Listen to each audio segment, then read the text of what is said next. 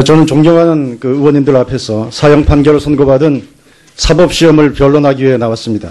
비변론을 위해서 구체적인 통계 자료들을 준비해서 자료집으로 배포했습니다만 그 시간 관계상 다 말씀드리지 못하고 부족한 부분은 제가 준비한 자료집을 참고해 주시기 바랍니다.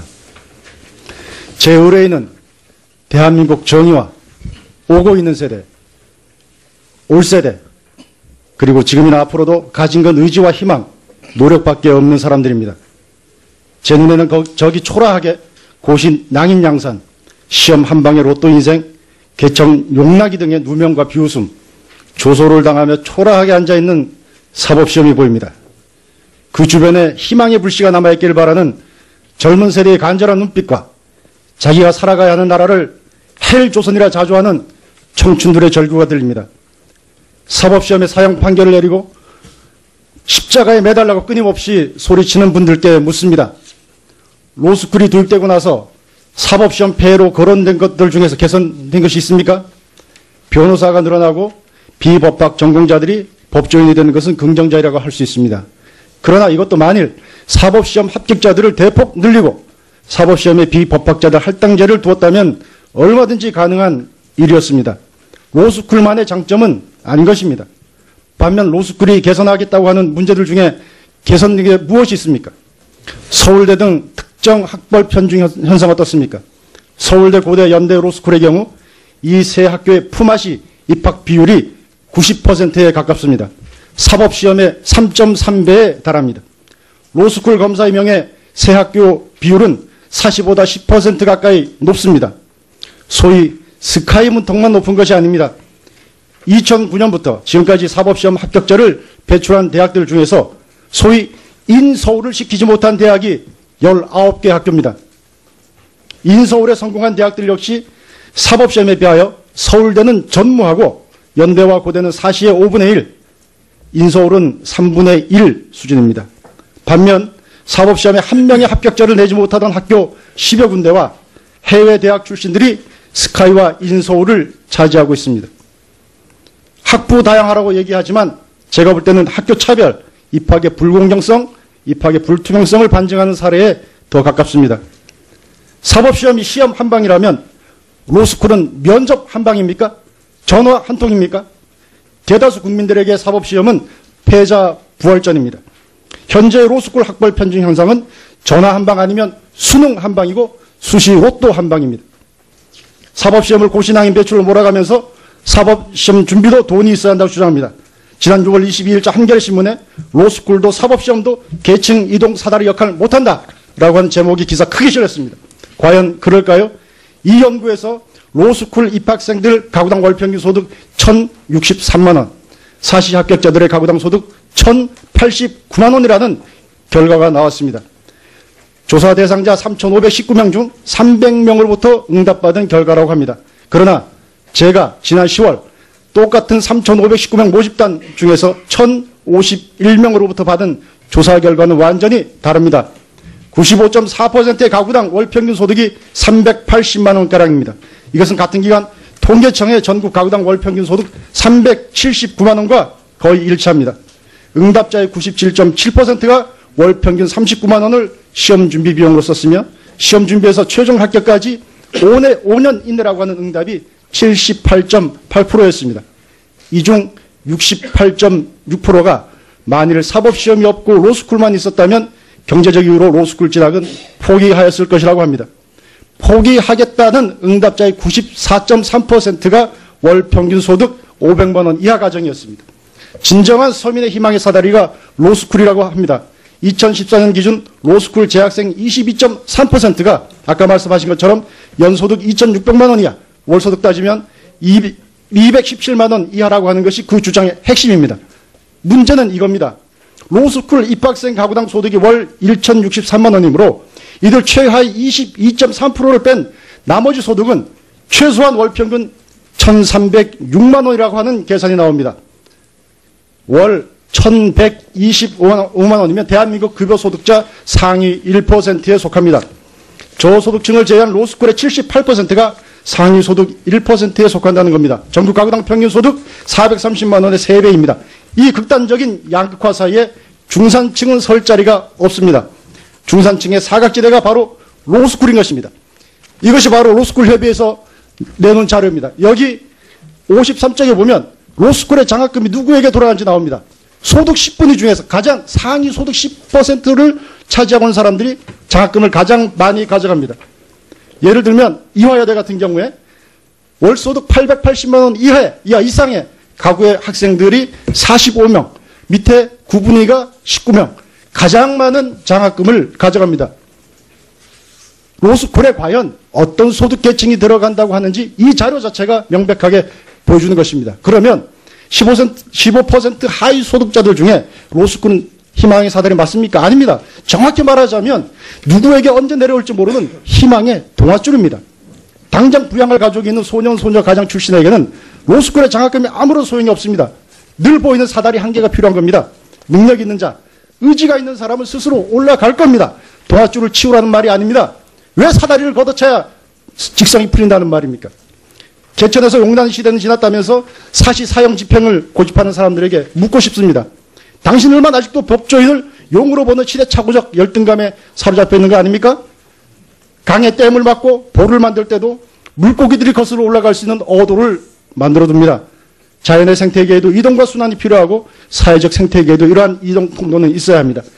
2009년에서 2015년 사이 사법시험에 합격한 사람들 중 법조인인 부모를 두고 있는 사람들은 전체의 2.2%, 부모가 법대 교수로 있는 가정은 1.2%에 불과했습니다. 이를 반영하듯 소위 우리 사회에서 영향력을 갖고 있는 정치인, 고위관료, 대기업 임원, 중견 언론인, 판검사 등과 아무런 관련 없는 사람이 97%였습니다. 이 사회적 이동 통로를 막고 로스쿨을 통한 변호사 자격만으로 군 법무관을 통한 병역 혜택, 판검사 임용, 대기업 노른자 직종 취업, 일반 6, 7급 공무원까지 싹쓸이 해야 속이 시원하겠습니까? 사법시험은 학문으로서의 법학을 존속시키기 위해서도 필요합니다. 로스쿨 도입 전 2008년과 현재를 비교하면 전국의 대학에 설치되었던 법학과의 입학 정원은 절반으로 줄어들었습니다. 학부 기반이 없는 실무가 양성 로스쿨이 얼마나 학문적으로 유지될 수 있겠습니까?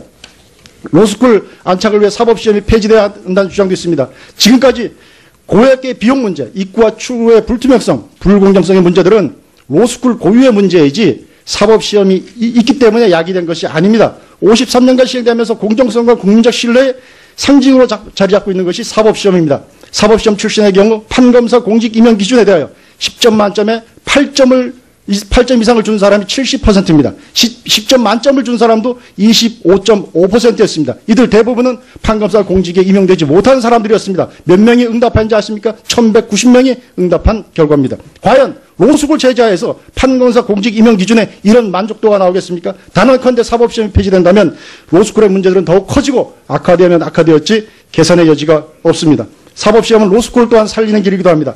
과소정원으로 재정난을 겪고 있는 로스쿨들이 자발적으로 학부제로 돌아올 수 있는 길을 터주는 것이 사법시험입니다. 입학정원 40~50명 규모의 로스쿨 교수들 중에서 사법시험 존치와 학부제 회계에 찬성하는 비율이 29%입니다. 유보적 입장까지 하면 42%에 달합니다. 돌아올 수 있는 다리를 태워서는 안 됩니다. 로스쿨의 문제점은 모두 덮어두고 그 잘못된 로스쿨을 정착시키기 위해서 한국의 법학교육이나 법조인 양성에서의 기사회생의 통로가 될 수 있는 사법시험을 무조건 폐지해야 한다는 주장은 국가정책적으로 매우 위험한 시도가 아닐 수 없습니다. 2017년까지 사법시험 제도를 둔 것을 사법시험에 대한 사형 집행 유예로 보는 시각들이 있습니다. 그러나 저는 선시공 후설계의 성급한 로스쿨 도입의 부작용을 최소화하기 위해 양자를 병행 임상시험을 거치도록 두었던 기간으로 보는 것이 더 정확하다고 생각합니다. 성급한 오판을 막기 위한 것이었죠. 2013년에 가서 예비시험과 같은 우회로를 논의하자는 18대 국회의 부대 의견이 바로 이를 반증합니다. 지난 7년간 지켜봤습니다. 양제도를 비교할 수 있을 만큼 충분한 자료가 쌓였고 국민들도 알 만큼 압니다. 국민 배심원들은 이미 평결을 내렸습니다. 사법시험에 대한 사형 선고는 명백한 오심이었다고 말입니다. 이제 19대 국회 법사위 의원님들께서 결정하실 때가 됐습니다. 제가 오기 전에 518호 대기실에 기다리고 있을 때 그 앞에 독도 사진이 있었습니다. 독도가 저는 섬이 하나인 줄 알았습니다. 섬 2개였습니다. 동해 바다를 이렇게 지키고 있는 것이 아니라 섬 2개가 지키고 있는 것입니다. 대한민국의 법조계를 독도처럼 섬이 하나가 아니라 사법시험과 로스쿨 2개로 지켜가자고 하는 것이 저희의 이야기입니다. 존경하는 이상민 위원장님, 홍일표 전해철 간사님, 김도읍, 김재경, 김진태, 노철래, 이병석, 정가변, 홍일표, 박지원, 서영교, 우윤근, 이춘석, 임내연, 서기호 의원님. 의원님들께서 침묵이라고 하는 부작위를 통해 사법시험에 대한 사형집행을 추진하건 혹은 재심 판정을 하시건 그게 무엇이 되었건 간에 우리 역사에서 공정성과 투명성, 사회계층 이동성을 이야기할 때 오늘 이 자리에 이 이야기는 아주 오랫동안 늘 돌고 돌 것입니다. 감사합니다. 예. 저는 존경하는 그 의원님들 앞에서 사형 판결을 선고받은 사법시험을 변론하기 위해 나왔습니다.